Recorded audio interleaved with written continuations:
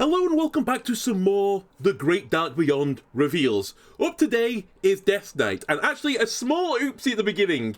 I accidentally miscounted the warrior cards on the last reveal, my bad. I missed one out, so we're actually going to start with that one warrior card that I missed. We will talk about the warrior package of the Draenei support, being Crystalline Great Mace, Unyielding Vindicator, Stalwart Avenger, Expedition Sergeant, and Exarch Akama. And I mentioned it'd be nice to have refill. That's going to be the weakness of this deck. Not a lot of good refill, I think, with it. Especially since a lot of Warriors' big refill cards actually want you to play multiple different class cards. Whereas I think with this deck, you're probably going to be spending mainly your mana on Draenei and not other classes. Well, it turns out they thought of this already. Captain's Log, a 4-mana warrior spell. Draw 2 cards, cost 1 less for each Draenei you control. Cut from the very similar cloth to stuff like Spread the Word, Wisdom of Norganen, and Light of the Phoenix. These are all fairly recent additions to the game. In fact, 2 of them I think are still in Standard in Spread the Word and Wisdom of Norganen. Spread the Word needed you to gain attack, which I think is probably easier than having multiple Draenei on the board. Norganen required you to cast different spell skills over the course of the game, which is actually sort of easy to do as well in Captain's Log, because you don't have to have this fluid like board state, for example. Wisdom of Norganen, once you've cranked it down to 0, you're fine, right? It's always going to cost 0. Captain's Log, there's going to be some turns where you have like 3 minions on the board, some turns where you have 1 minion, specifically Draenei, on the board.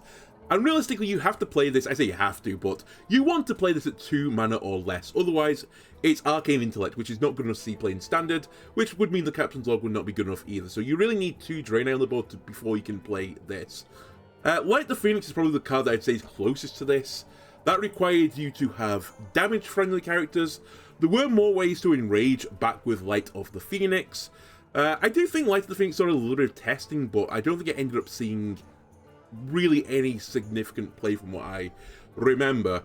I'll also say about this, if you're running some sort of hand buff variant of a deck, you normally don't want to run too many spells in your deck. And honestly, there might actually just be better refills out there. Magatha is run in hand buff Paladin. Would it see play in hand buff Warrior? Maybe. It depends on how many spells you actually want to put into your hand buff Warrior deck, which then comes back to whether or not you want some of the spell burst hand buffing cards into this deck. I might try and do it with that just for a little bit of a change of pace. If you're going to do that, then you don't put Magatha in the deck. You're probably going to put Instrument Tech though in the deck to draw your weapon, and you're going to put Gold Panel probably in the deck as well to draw you some more cards. All 3 of these cards see play in hand buff Paladin. I don't see why you can't just pull them over into Warrior. It's really just Magatha which is the question mark. If Magatha doesn't make the list, Captain's Log might make the list. The other advantage of Captain's Log is if you can get it down to 0, it's a very good spell for spell bursting, because 0 cost spells are good for spell burst. Alright, now we can get to the Death Knight cards. And I'm going to be honest with you, I have really poo-pooed on the idea of spaceships. I am Momo Ayase from Dandadan. I'm like, no, UFOs don't exist. Ghosts are where it's at. Alright, Death Knight, they're suddenly beginning to turn my head. As in the meme, you know, the head-turning meme. I'm like, hang on a minute, I actually see the plan for this deck now. This is one of the other Starship decks that we're going to see for this class. First up, Guiding Figure. 2 mana 3/2 minion. Spell burst, trigger a random friendly minion's death rattle, and it's a Starship piece. Got too ahead of myself then. I'm too excited for the spaceships. Alright, unlike all of the other spaceships we've seen so far, 2 mana 3/2 is not severely understated. Now, I will say, we have seen basically this effect before. It's on Terrascale Stalker, which was a 2 mana 2/3 Hunter minion. However, Terrascale Stalker is better because it has a battle cry, not spell burst. Spell burst means you're going to have to spend some extra mana to cast a spell to get the effect of Terrascale Stalker on that minion. Also, Terrascale was a targeted friendly minion. Guiding Figure is a random friendly minion. We also had Play Dead, which is like a 1-mana effect for triggering a friendly minion's death rattle, so you can sort of evaluate, and both these cards, by the way, did see some play in death rattle Hunter decks. You can kind of evaluate triggering a friendly minion death rattle around this 1-mana range. So, I will say, unlike all the other Starships I've said, this is not the absolute worst one to play on curve. And actually, to be completely honest with you, if you want your Starship pieces to die, and you probably do want your Starship pieces to die to build the Starship together, you might not even want to spell burst this early. You just play it as tempo 3/2. Don't worry about the spell burst. Don't worry about comboing it.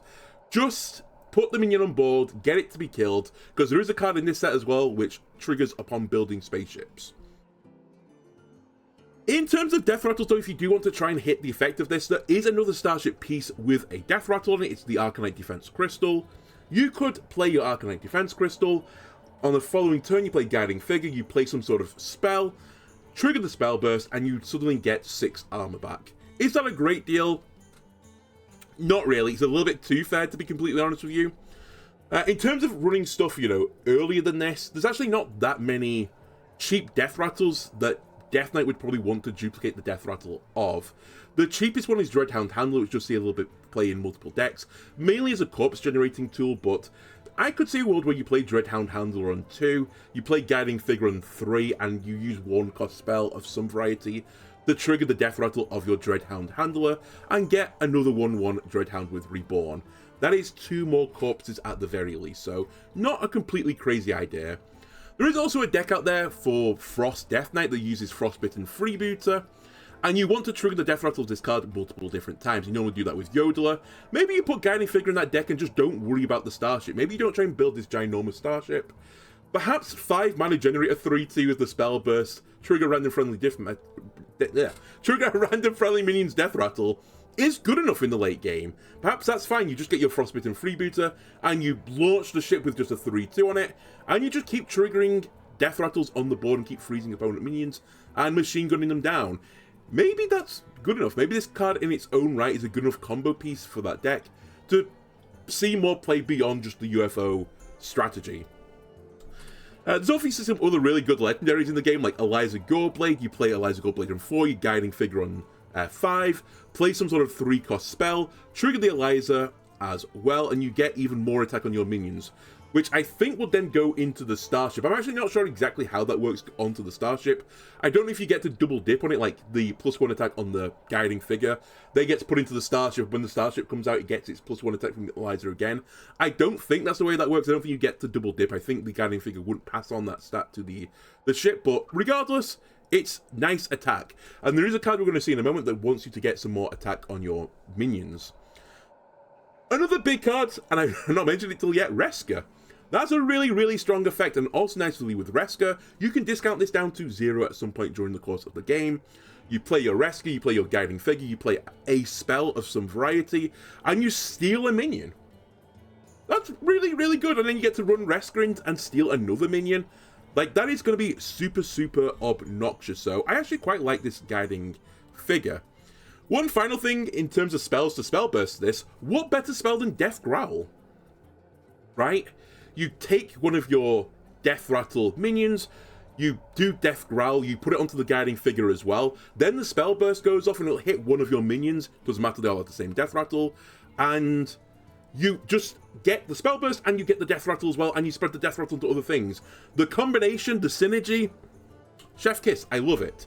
Alright, let's look at the other part of the spacecraft. Soulbound Spire, 3 mana 2/2, Death Rattle, summon a minion with cost equal to this minion's attack, up to 10, and it's a starship piece. We've kind of seen this card before. It's called Spurfang, which is a 5 mana 2/5 beast, and that gives you a Battle Cry and Death Rattle of summoning a random beast with cost equal to this minion's attack. So obviously the idea of Soulbound Spire is to buff the attack as high as you can. It dies, it summons a big boy out of it, and it's just like raw stats in the minion. Good, right? That's on paper pretty good. However, Spurfang, I'd argue, is better than this card. For 2 more mana, you're getting 3 more stats. That's about a 1 mana increase, right? You also get the Battle Cry on Spurfang, so you get another minion on top of the Death Rattle. I think that is worth a 1 mana payoff. Spurfang sees 0 play, by the way, so I'm a little bit concerned about this Soulbound Spire. Now, I say concerned, but actually when you look at the full package and you think about the full package, you probably put the pieces together. This Soulbound Spire in the spaceship form could do some really disgusting things. We'll talk about that in a moment, though. The other thing, as I was mentioning about this, you want to buff this card. Unfortunately, most of the hand buffing, or just buffing generally speaking, cards in Death Knight are undead focused, and the Soulbound Spire isn't a undead, so you can't buff it with stuff like the classic hand buff Death Knight deck. There are options though. You can use Harmonic Metal, you can use Helm of Humiliation to try and like crank this card up. You could also use Grave Strength if you wanted to go triple Unholy, which I think would be pretty crazy with this card. But that would also give you some more attack, which would give you more stats from the minion that comes from it. Personally, I'm not sure you're going to see any of these buffing cards in the deck. I think you'll just accept that the way this thing gets more attack is from the Starship once you've launched it. But maybe Helm of Humiliation maybe is tested in this deck as some sort of like control-y value-based card. One final thing I just want to mention about all of this, and it's going to become important later as the packages come together, because Death Knight's very interesting, at least from the cards we see, as there are lots of overlap between what I think are like sort of distinct packages to some degree, but you might actually just run them all together. One important thing about the Death Rattle package for Death Knight is they have ways to give their Death Rattle minions Reborn. Also pretty good with the Soulbound Spire, right? And especially good with Starship pieces, because the Starship is built up upon all the pieces that die. If you give a Starship piece Reborn, I assume both pieces go into the Starship, right? So if you play Brittlebone Buccaneer into Soulbound Spire, you get 2 Reborn, which then spits out a 2/1 minion. You get a 2-attack minion from the first one, you get a 2-attack minion from the second one. So it's 4 minions all cooked up into one little package. And also you're putting 4/4 stat line onto your Starship, and I believe you're getting double the Death Rattle, no? You'll get summon a minion with cost equal to this minion's attack twice. So I think that's why this is capped, because you could possibly do some really disgusting things, and even at 10, I think you can do some truly disgusting things with this card. Now we go back to this picture I've done before of the various Starship pieces. By the way, the Death Knight Starship is called the Spirit's Passage. This is what it's going to look like. Its effect will be based on the pieces that go into building it. There is a clear synergy here. If you can put Soulbound Spire and Guiding Figure onto your Starship, and you cast a spell once you've played you've launched the ship, you're going to spell burst the Soulbound Spire, assuming there is no other Death Rattle minion on the board, and you'll probably make sure that is not the case. If that happens, at the very least, with just those 2 cards, you're going to get another 5 attack minion, right? Sorry, a 5 cost minion from that, and you'll have a 5/4 on board. Okay, that's good, right? We can do better though. What if you put an Arcanite Defense Crystal on it as well then?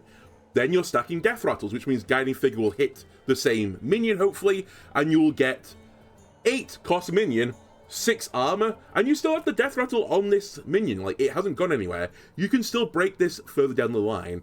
I think this intrinsic combo between the Spell Burst and the Death Rattle of this ship means you can get a lot of value from the turn you launch the spacecraft. Also, for example, if you just play the Exodar, let's say we play this on turn 9 and not on turn 8, and you launch the spaceship with like 3 of these parts in it, the Soulbound, the Guiding, and the Arcanite being the 3 that I think you'd be trying to get in there. You get the minion on board. That is a 8, right, in stat line. Pick whatever protocol you want to do. Doesn't really matter to me. Do some damage if you want. Do some armor if you want. Doesn't matter. If you then use Death Growl, you could Death Growl the effect of the Starship onto the Exodar as well. So the Exodar will also summon another minion out with 6 cost. It will also give you 6 armor. You see what I'm getting at right now? You potentially could spread out some really disgusting Death Rattles that generate a really sticky board, a really horrible board to deal with. And that might be backbreaking enough. I mentioned that one of my slight hesitancies of the Starship so far are it's a lot of big stats in one big minion. A lot of decks can deal with big stats on one minion. Equally, a lot of decks can deal with lots of stats spread across multiple different minion slots. What decks typically aren't very good at doing are dealing with like 3 or 4 big guys. And I can see a world where this Soulbound Spire, Guiding Figure, Exodar, Death Growl, you could generate 3 or 4 really big chunky lads that might just be backbreaking enough for a lot of decks. They might just not be able to deal with it. Simply that. Also worth noting, you could use Bone Shredder as well to get back one of these Death Rattles. I don't think you can get the Death Rattle off the Spirit's Passage. I'm not 100% certain on that, which is kind of why I put it there with, like, question mark. I think you would only get it off the Starship pieces, but don't quote me on this one. If you can get the Death Rattle of the Spirit's Passage, then Bone Shredder is another way to get a lot more value from these Death Rattles that you've used to build up the Starship. So, yeah, I can see this package all working together. This seems actually pretty reasonable, to be honest with you. As I teased earlier, we have another Starship enabler. We have Suffocate, 4-mana shadow spell, destroy a minion. If you're building a starship, also destroy a random neighbor. Alright, we can do the fun game of pegging this to a spell. Assassinate is the classical destroy a guy spell. It is 4 mana, it sees 0 play. Suffocate is 4 mana, destroy a guy. Also worth noting, Death Knight has access to Asphyxiate, which isn't targeted, but it destroys the highest attack minion, which is normally the minion you want to destroy in most situations. That is 3 mana, and is not seeing really any play. Sometimes it sees some play in Highlander decks, but I don't think the control deck runs it. So, if you don't have a starship being built, or your opponent doesn't have 2 minions on the board, I think Suffocate is pretty weak. However, if Suffocate can meet its criteria, and to be honest with you, at 4 mana and Suffocate, and the number of starships you're going to put in the deck, and the cheapness of the starships we've seen for Death Knight, there's a pretty reasonable chance that before you draw Suffocate, you're going to have a starship on the board, or at least before you can play it, you're going to have a starship on the board being built. So, I actually don't mind Suffocate. I think this is going to be a solid card. It'll probably go into the starship deck. Kind of reminds me a little bit of Snatch and Grab as well, which did actually see some testing in Earthen Paladin, weirdly enough, where Earthen Paladin would tech into Rogue to copy the Earthen effects. And as you're doing all this process, you put Snatch and Grab in that deck for some sort of like recovery spell. And one of the weaknesses of that in that deck actually was that you just struggled to play enough cards from different classes to reduce it down enough to play the spell. Suffocate, you don't need to worry about that. You can just play it at 4. Would you have played Snatch and Grab in that deck at 4 mana? A lot of the times, yeah, you would. It was just hard to get it down to 4. So I actually think Suffocate is acceptable. If the starship deck works, I think Suffocate will go into that deck. We also have this card. Now, I'm going to say this is where the lines of the packages sort of blur together, as like this starship deck could be like a Death Rattle focus deck, it could be a bit more tempo, it could be very control-y. So I'm just going to like merge the borders together. We have Wakener of Souls, 10 mana, single unholy rune, 8/7 minion. It has Taunt and Reborn, Death Rattle, resurrect a friendly Death Rattle minion. Okay, well clearly the starship pieces have Death Rattle, so I don't know again if you can just resurrect the starship, but if you can, I think the intention of this is you play Wakener of Souls and try and resurrect the starship. Now, it is not discoverable, the minion you're getting is random, so you're probably more likely to get one of the pieces than you are the big ship overall. Is it really worth it to play 10 mana 8/7 to get you a Soulbound Spire back? Probably not, to be completely honest with you. Like 8/7 stat lines, that is around a 7 mana minion. It's probably weaker than that actually for standard. Would a 7 mana 8/7 see any play in standard? No. So it's probably close to like a 6 mana-ish effect. Would you want to then spend like the additional 4 mana resurrecting the Soulbound Spire? Probably not. I will say I've done it a bit of a disservice because it has Reborn, so it's actually more like 16/8 in stats. With Taunt, so your opponent has to, you know, beat it down with minions if they want to go through to your lovely, sweet, juicy face. So actually, I think the stat line in Wakener of Souls is pretty solid for a 10-drop with Reborn. We have seen cards like this see play in the past with big stats and Reborn. They are just enormous walls that are annoying to deal with. But it's really where do you see play with this friendly Death Rattle minion that I'm not quite sure exactly what package you're going to put it in. Now, obviously a really good Death Rattle to get is Reska. It's also fast acting. If you could get Wakener of Souls to pick the most expensive Death Rattle, now you'd be cooking, because you could get Reska back every single time. Reska could rush, kill something, and steal something else. That would be insane. Wakener of Souls would definitely see some play that way. You could also try and run this in the hand buff deck. It has got single Unholy Rune requirement, so it could meet the hand buff deck. And you just try and resurrect back stuff like Amateur Puppeteer. You do have to be a bit careful with that one though, because if you play the mini at any point, it might resurrect the mini back. Do I think it's worth resurrecting a mini back with this 10 mana 8/7 stats with Reborn? Probably not. I'm actually not sure where the mana cost, like, payoff is for this card. I'd probably say you want to be getting something back that is more than a 3-drop in general, but obviously not all Death Rattles are made equal to others. Some of them that are higher than 3 are better than some of them, are worse than some of them that are lower, so it really is a bit hand-wavy. I can see this being tested in multiple packages, really what I'm saying. Allies would also be pretty reasonable to hit with this. It gives you another effect that lasts for the rest of the game. We've already seen that some of these cards want you to get additional attack. So Soulbound Spy would thank you for playing 2 Eliza's over the course of the game. And honestly, if you're playing some of the corpse generating cards like Corpse Party, you will... Oh, sorry, Ghoul's Night it's called, isn't it? And Corpse Farm. They would obviously thank you for getting +2 attack on those minions rather than just +1. And actually better than just nothing in general. What I don't think you'll see though, and I kind of like was humouring this for a little bit, something like Splitting Space Rock. Any card that death rattles into multiple death rattles to give you like weaker death rattles, the Awakening of Souls could always hit one of the weaker death rattles. So I don't think you're going to put Splitting Space Rock in your death rattle Death Knight deck. Don't see it. Alright.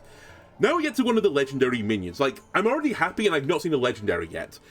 The legendary is a spicy one. It's 8 mana, 8/8 beast. The 8 hands from beyond. Something they're not going to have to change the stats on, by the way, because of the name of the card. Battlecry, destroy both players' decks, except the 8 highest cost cards in each. It's all the 8s, ladies and gentlemen. Also, I think this card is pretty bad. And I'm going to explain why. I think it has got some merit. When I first saw this, I was like, oh my god, it's Super Ticketus. Ticketus used to be, or Ticketus Warlock used to be a deck where you would try and destroy your opponent's cards in their deck. And you would win by you having a deck and your opponent not having a deck. Very good, right?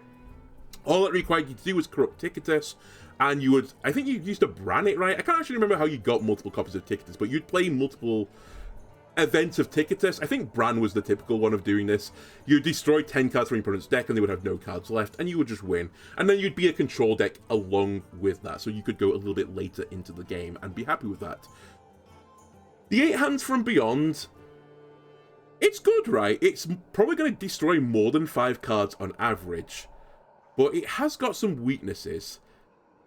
For example, what if your opponent plays Kil'jaeden? Now, also I will say it has a plus side. If you're playing the 8 hands from beyond in your control deck, I am going to assume you're playing this in a control deck. If you have Kil'jaeden in your deck and your opponent doesn't, you just win the game. Because you'll have an infinite deck, and they will have 8 cards left, and they will not be able to outvalue your infinite deck. So, that is one of the things I will mention about this. I will say, you probably wouldn't want to just drop Kil'jaeden instantly onto the board if you do this, because you have the 8 highest cost cards in your deck left. So they're probably pretty good cards, so I probably wouldn't destroy them instantly with Kil'jaeden, but obviously, after those 8 turns, or if you've gone through like 6 or so of the turns and you've got the card that you want, Kil'jaeden, destroy the rest, and you just go forever. Now, here's where we get into the mass of this. By the time you get to 8 mana crystals, you've drawn about a third of your deck at that point, including the hand that you started with, like, you know, the cards you've drawn up until that point. On average, you'll have got about a third of your deck. So if you play this on curve, you're going to destroy about 12 cards, which is better than Ticketus, as I said. Let's say you're playing this against aggro. It's irrelevant, right? This card is irrelevant versus aggro. If you are playing an 8 mana 8/8 on 8 versus an aggro deck, you've won the game already as a control deck. Because this is such a big tempo down, just playing 16 stats for 8 mana, that if your opponent can't beat you the turn later, or put themselves into a situation where they can't realistically lose anymore, then you've already won. It didn't matter. You didn't need to play 8 hands from beyond. You would have outvalued them with the cards in your deck. So I've seen some people saying like, oh, this is a great anti-aggro tool. It's irrelevant. It just doesn't matter for aggro. Simply doesn't matter. Now, what about into control, right? Well, it's okay into control, but control decks normally have some expansive cards. They want to get into the late game. They're trying to, you know, they're trying to edge their bets so they can get into the later game and putting some extra big cards in their deck. That's the whole point of like these control-ish decks. They want to get into the late game and play some big value cards. If you play this versus control, they're not that upset about it because they will have their big value cards as well. Now, there is a plus side to this. If you destroy both players' decks down to the last 8 cards, your opponent's turn means that they will draw first, which means they'll go into fatigue before you. So there is actually a reason to do this into the control v control matchup, but it's a pretty minor effect, to be completely honest with you. And actually, it puts you in this like shoot-off scenario where if they draw like their better cards from the 8 cards first compared to you, you might actually just lose because of this. So, and it is a big tempo down. Now in control, that's normally not a big issue because you're not really at the beck and call of tempo. You're more at the beck and call of whoever's the greediest player will win the game eventually.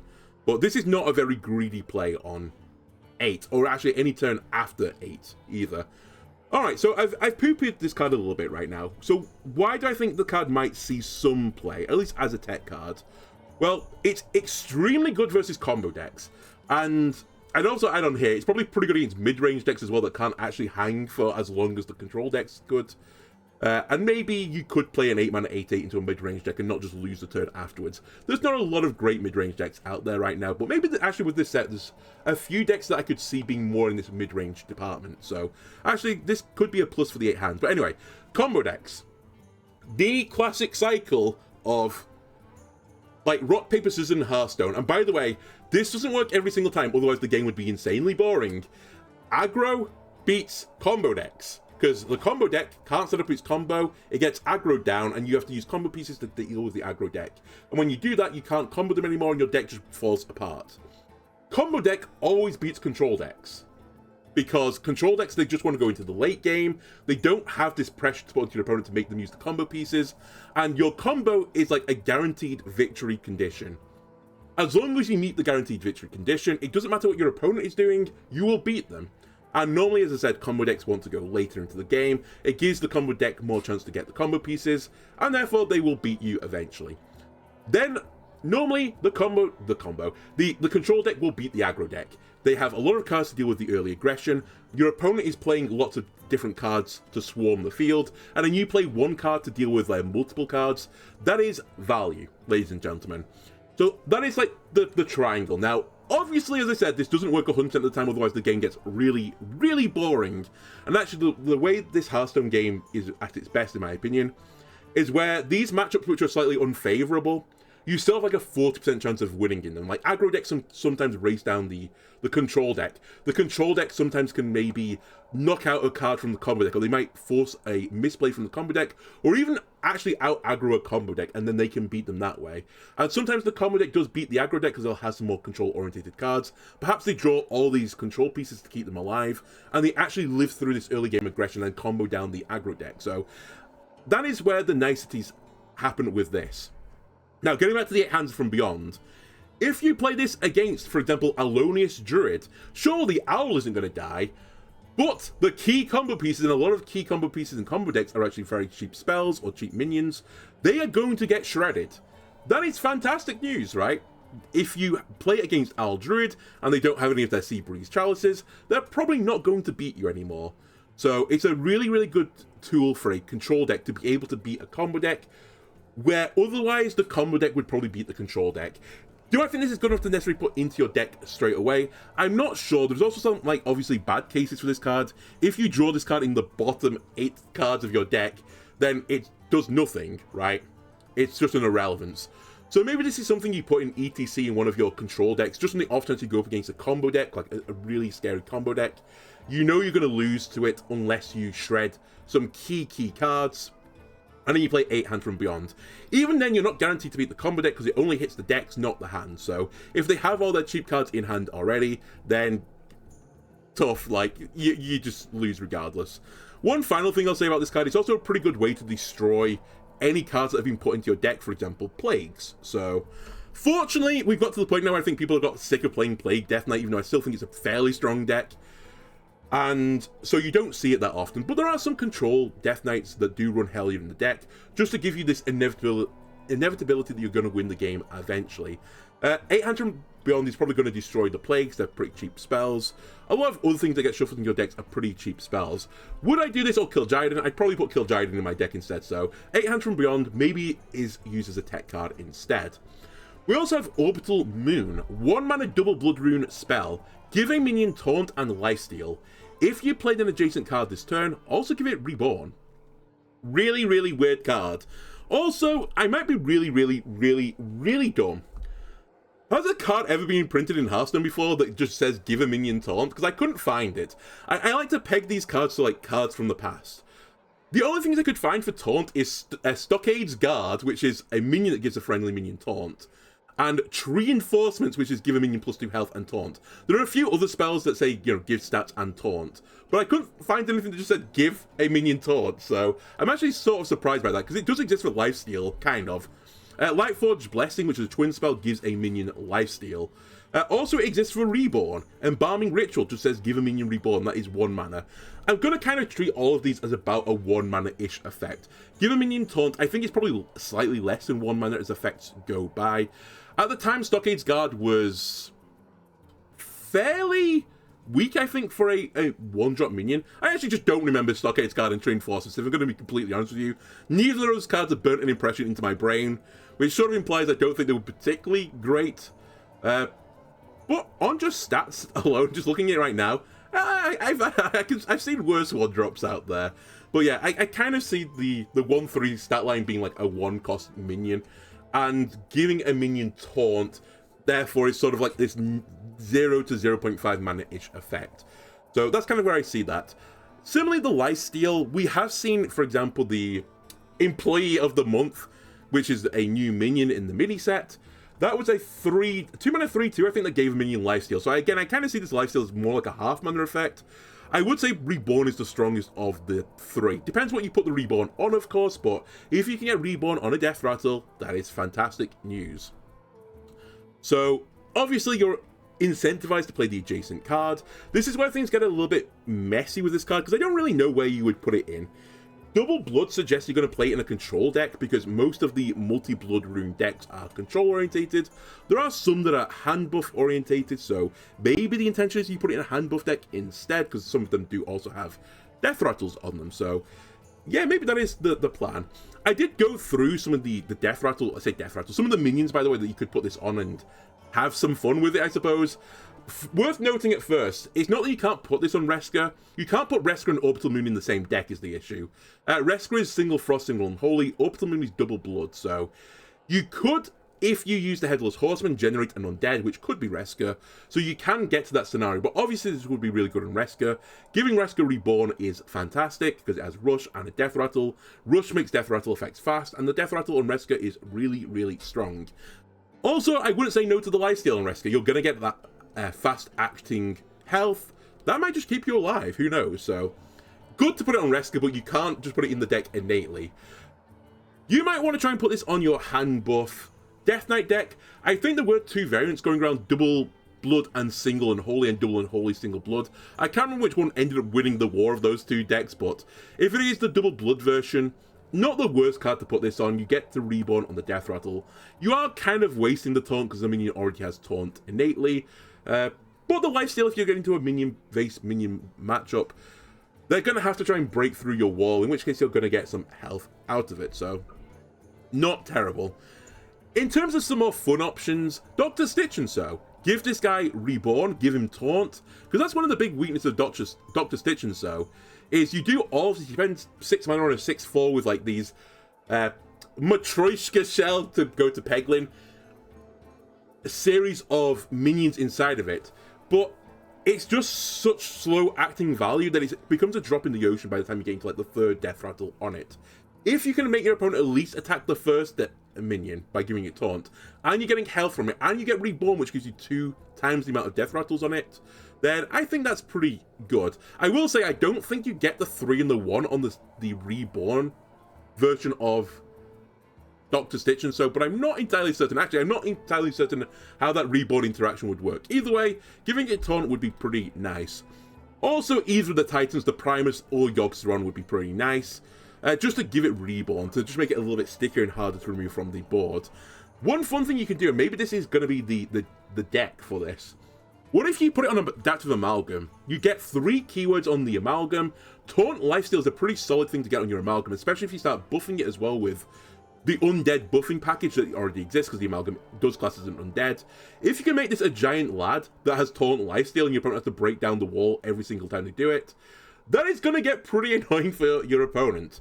I think Reborn was changed the same way Divine Shield works now with the Adaptive Amalgam. It used to be that once the Divine Shield was popped, you'd be lost on the future ones that went back into the deck. You now actually get that enchantment, I believe, going forwards. The same was true of Reborn as well, but I think now one of the minions comes back with Reborn. I'm actually not entirely certain how this interaction is going to work. Maybe I'll test it out at some point. So, but anyway, to get 3 keywords on this would be pretty solid in my opinion. There's a lot of value to be had if you put on Splitting Space Rock. This is a card I don't think will actually see some play. I've not done the star ratings yet, but I'm struggling to see where it would fit into any deck, but if you gave this Taunt and Reborn, that is a lot of stats hiding in this Space Rock, and your opponent is probably going to have to destroy it at some point, or steal it. That's kind of the issue with this. If they steal it, you're going to have a really big, sad time.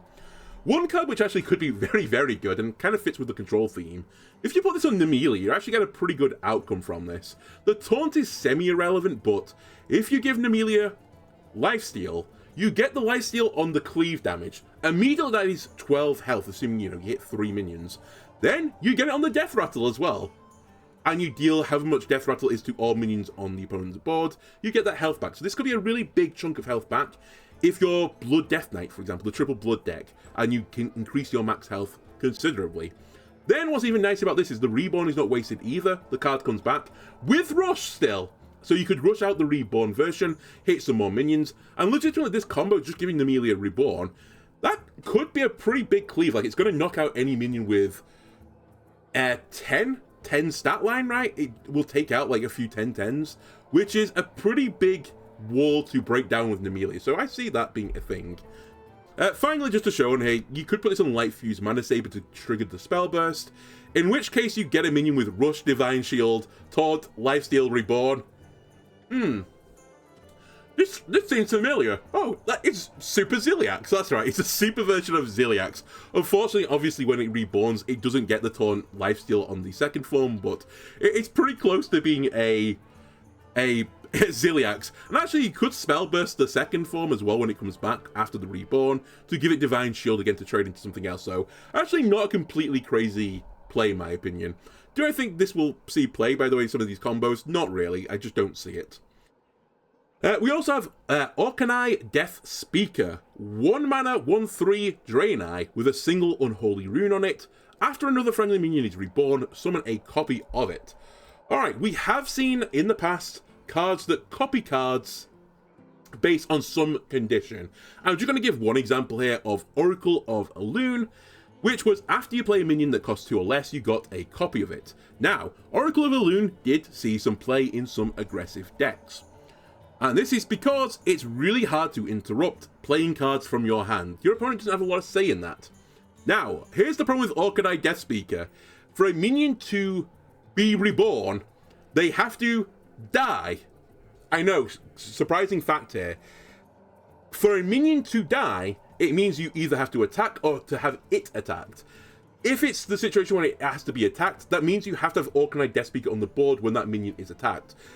And realistically, your opponent is probably going to try and kill this one first, so they don't get the additional value of the reborn. In which case, you're sort of at the mercy of the opponent, unless you can cheat some form of reborn onto the board, because that minion with reborn is probably not going to live round to the next turn again for you to kill it to get the copy of reborn on it. It kind of reminds me in a sense of something like Kel'Thuzad, but obviously worse than Kel'Thuzad since it's a 1 mana 1/3. Kel'Thuzad summoned every minion that died during a turn.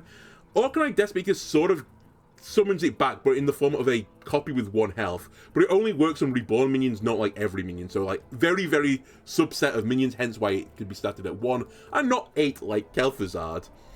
Now, there are some obvious cards to work this with. You could use Orbital Moon plus Orkanai Death Speaker. You give Reborn to a minion on the board while you have the Orkanai Death Speaker. You attack with that minion, it dies, it gets reborn, it gets a copy of it with Orkanai Death Speaker. Chef Kiss, I understand it. That combo seems to be very reasonable. You could also use this with Eternal Layover. If you generate a board of minions, you play your Orkanai Death Speaker, Eternal Layover, everything gets reborn, gets destroyed. It gets summoned with Reborn, and then they get copied from this. So if you had 3 minions on the board, with the Orkanai Death Speaker being one of them, I think you would get 5 minions back, right? Because it won't hit itself because it says another minion, right? Another friendly, yeah. So it won't hit itself. So the other 2 minions on the board that get killed and get resummoned would get copied. So it's a reasonable way to generate both corpses and some additional minions on board. Obviously, this Weakener of Souls is another option. It is a 10 mana option, so it's going to be pretty hard to get this on the board with the Orkanai Death Speaker. But if you can, then Weakener of Souls dying generates you a Death Rattle minion and then copies itself and turns into another 8/1 Taunt, which is going to be a pretty big wall to break through. And both of those wall pieces that you generate Also have Death Rattle summon a Death Rattle minion, so you just generate this really sticky situation for your opponent. You can also build your own Death Rattle Reborn minions. Brittlebone Buccaneer would turn a Death Rattle minion into a Reborn Death Rattle minion. If you have like Rush on that as well, you could potentially copy it that way. Or you could just put a bunch of Death Rattles on the board. Some of them are probably going to live Reborn. You play your Orkanite Death Speaker. Job's a good one, right? Also, Mosh Pit still exists, so you could actually just put Reborn on any minion to get a copy with Orkanite Death Speaker, so perhaps this is going to be the basis of a combo deck. I can't really think of what it's going to be yet, but maybe you use this with, like, Mosh Pit, kill a guy, the 2 bits come back, like, with spell damage or something, and you use that spell damage to kill them. I don't know. I will deal with the combo later, but I don't have the Orkanite, I think, in that combo. The other final funny thing you could do... By the way, there are no Frost Rune spells for Death Knight this expansion. And this is kind of true for all the expansions with Death Knight going from the past to forwards. They will almost always miss out one of the runes.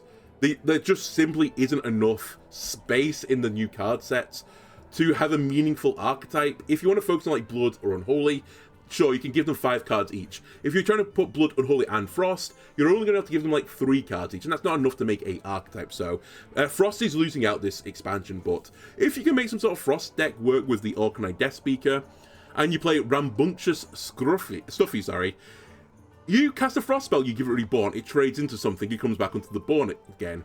You get a copy of it. You play a Frost spell, they both regenerate with Reborn. You kill them both. You get 2 more Stuffies, and suddenly, you know, cast a Frost spell, your board is full of Reborn Stuffies, so if there is a way to abuse that, it's actually pretty spooky, especially since there are 0 mana Frost spells existing. You could definitely get into a scenario where you just wipe out your opponent's board, and are left over with a bunch of 4-2s at the end of it, or 4-1s, sorry, at the end of it, with Reborn. That's actually fairly scary, so kind of watch this space on some sort of weird Unholy Frost deck showing up. I don't think the deck works just yet. I don't think there's enough cards for it, but that's actually a pretty scary combo. To go with this card, though, we do have another Reborn strategy. We have Assimilating Blight. 3 mana Death Knight spell with single blood, double Unholy. Discover a 3-cost Death Rattle minion. Summon it with Reborn. Okay, kind of reminds me a little bit of Psychopomp. I will say, I think Psychopomp is considerably better. Psychopomp used to summon a random friendly minion that died this game, and he would give it Reborn as well. Big thing about Psychopomp, you control the pool of the minions that can get summoned from it, right? You just put good Death Rattle minions in your deck, good Taunt Death Rattles, fairly expensive cards as well, and then Psychopomp is doing a pretty big mana cheat and making them sticky as well. This card was part of one of my least favourite decks in the history of Hearthstone, of Death Rattle Priest. I hated that deck, especially the Reborn Death Rattle version. That deck was horrible to play against, it was so anti-minion, it was untrue. Let's hope we never see this again. Do I think Assimilating Blight is going to, you know, be as frustrating as Psychopomp? No, because the pool is 3-cost minions. You can't really control it that much yourself. Worth noting, obviously the intention is to synergize this with stuff like Orkanite Death Speaker.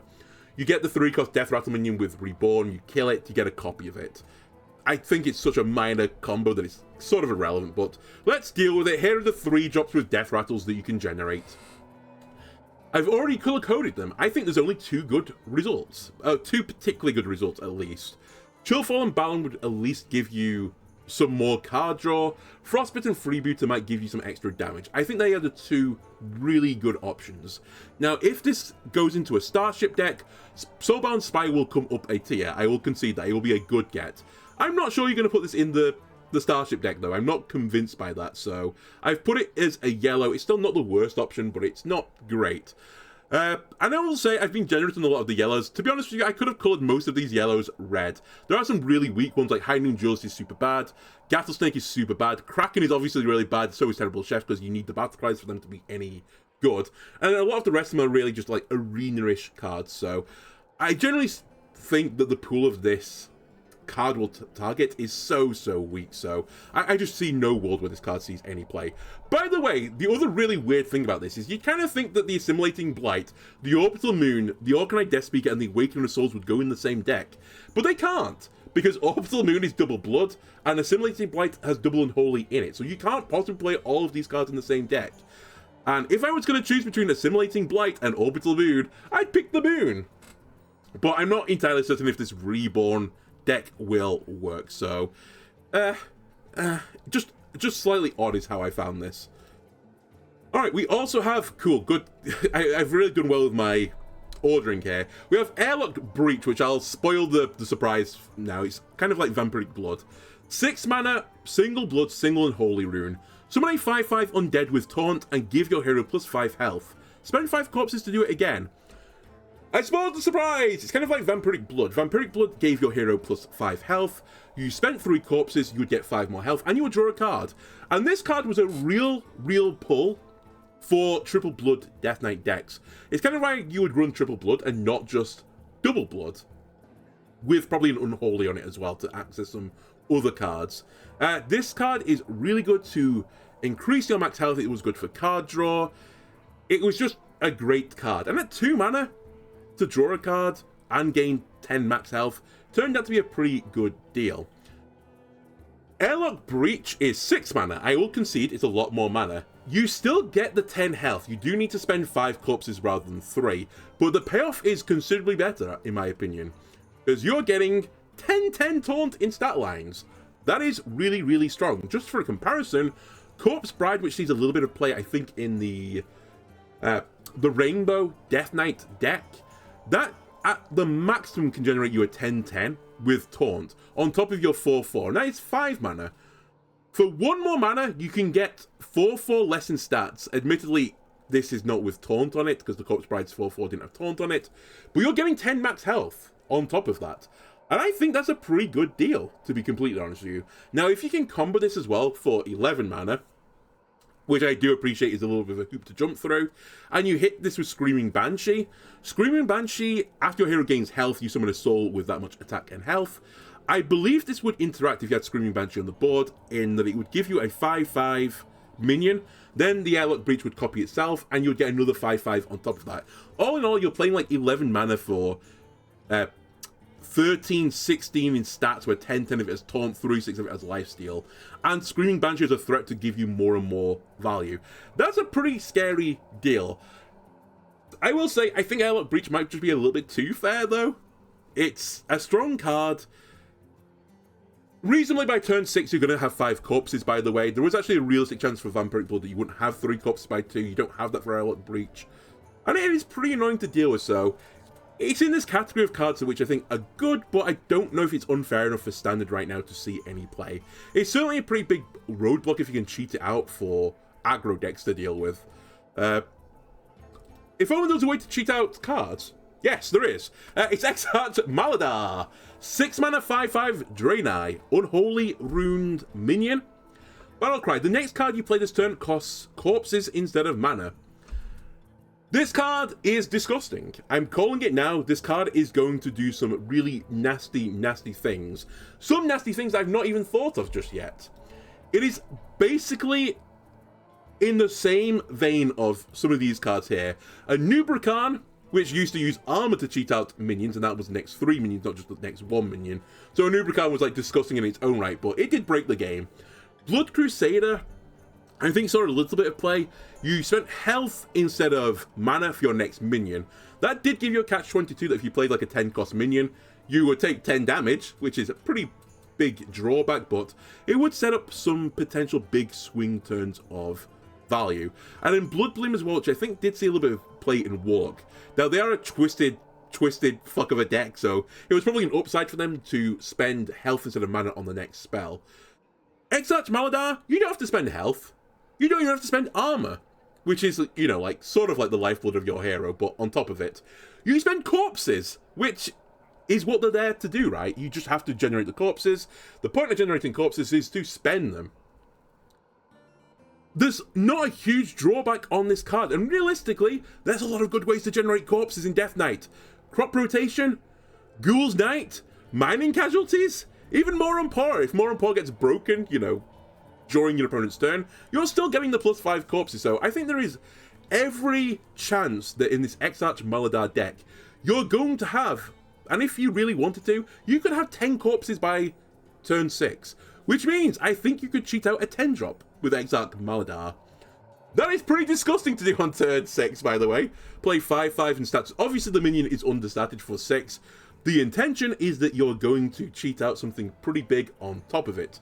I'll also say that this effect is only on this turn, so you have to cheat the turn you play this card. You can't wait going forwards. Alright, what things can you cheat? How about the Primus? Generate 8 corpses and 6, you play the Primus, you do the Unholy ability, something to give you another 3/3. In fact, 6/6 of stats with Reborn. That's pretty disgusting on turn 6. Not a lot of decks can deal with that. How about you cheat out Yogg, which is now being turned to a 10-mana minion? Pretty good as well, right? And there's a decent chance you'll get 10 corpses by then. How about the Exodar? How about you put Exarch Maladar in your UFO Blastoff deck? You cheat out the Exodar early. Now, you probably don't want to cheat out the Exodar early, to be completely honest with you, but maybe if you've got, like, an opponent, you know, foot on the throat, Exarch Maladar, launch the Exodar, launch your spaceship, which might not be that big at this point, but maybe it's big enough to kill your opponent, get a protocol on it to do more damage. You know, you can see where you're going to generate an unbelievable swing turn with this card, like a crazy swing turn. Even stuff like Marin isn't a bad get. I know Marin has been nerfed recently, or pretty sizably nerfed with the draw 3 option now. Drawing 3 cards and reducing by 3, not to 0. It's still pretty good though. You play 6 mana, 11/11 in stats, generate a treasure that goes into your hand, which you can then play on the next turn, and put 3 treasures into your deck. You might still want the draw 3 option as well with this deck to, you know, play more minions going forwards, or you could just put some more legendary minions on the board to add to, you know, if it wasn't bad enough that your opponent had to deal with 6 mana 11/11 in stats, how about you put 2 random legendary minions onto the board as well? That's probably going to be backbreaking for a lot of decks, so I definitely see this value Death Knight deck being a thing with Exarch Maladar being really disgusting in it. Obviously, again, if you can get to 10, how about you put Weakener of Souls? You just get this big 8/7 body with Reborn and Taunt. I've built a wall, and the corpses are going to pay for it, ladies and gentlemen. Now, obviously, during the course of this game, you will want to play Death Rattle Minion as well. In which case, if you have done that, it gets even more disgusting. Like, not only does your opponent have to chew through, like, 21/13 in stats, including the Reborn, you then also have to chew through the Death Rattle minion that comes out of it, like the sticky stats. So, yeah, really, really disgusting turn. And also, if you do this to cheat out Wakener of Souls, you could cube it. How about this? You cheat out a ginormous Death Rattle minion, and then you cube it afterwards. Okay. Because one of the biggest weaknesses of the cube right now is getting something to go on the board to cube it. Like, you have to cheat a taunt minion out, or sorry, a Death Rattle minion out to cube it. This is a really good way to cheat out a big Death Rattle minion. And also, if you cube it, you get the Reborn card back again.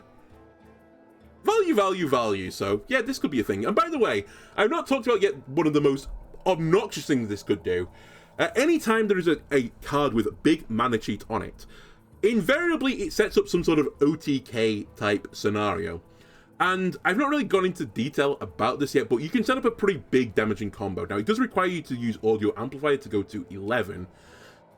But if you play Exarch Maladar and you have a minion on the board, which is not that unreasonable if you're playing a deck that is generating a ton of corpses, you're probably going to have some sticky 1/1s on the board to some degree. If you have another 1/1 on the board, for example, if you play Cagehead and you play... Sorry, you'll play Cagehead with the spent corpses. That means, if this is a 11 mana turn, you spend 0 mana on the Cagehead, you play 6 on the Maladar, that leaves you 5 left. With the remainder of the 5, you can Death Rattle to spread the Cagehead Death Rattle onto the Exarch Maladar, and onto the whatever minion was left on the board. Then you play, for the final 4 mana, Eternal Layover. You give all your minions Reborn, you destroy them all, and then suddenly, on your board, you have a 5/1 Maladar, you have a 9/9 Blightball with Charge and Taunt, you have Cagehead still at 5/1, you have whatever the other minion was, and you have 2 other 9/9 charges with Taunt. That works out as, quick maths, 27 damage, not including the damage that you probably could have attacked through earlier. So, as long as you put your opponent below 27 health, this is realistically an OTK type scenario. And even if you don't, there's so few cards that can then deal with this as a response. Because the Cagehead still has a 9/9 Blightball with Charge and Taunt in it. That's horrible. It's really, really horrible. So, I 100% see some people trying to make this combo Death Rattle deck work again. And if it does work, it's because of Exarch Maladar. Anyway, that'll do it for the Death Knight reveals. I think tomorrow is Druid. I could be wrong, though. We're getting fairly close to the end of the reveals as well. I'm slowly warming up to this set. I was very, very lukewarm to begin with, but now I'm beginning to see some new decks that, they tantalize me a little bit. Anyway, that'll do it for this episode. If you enjoyed it, why not leave a like, comment, subscribe? Everything helps me out, and I'll see you again next time. Bye.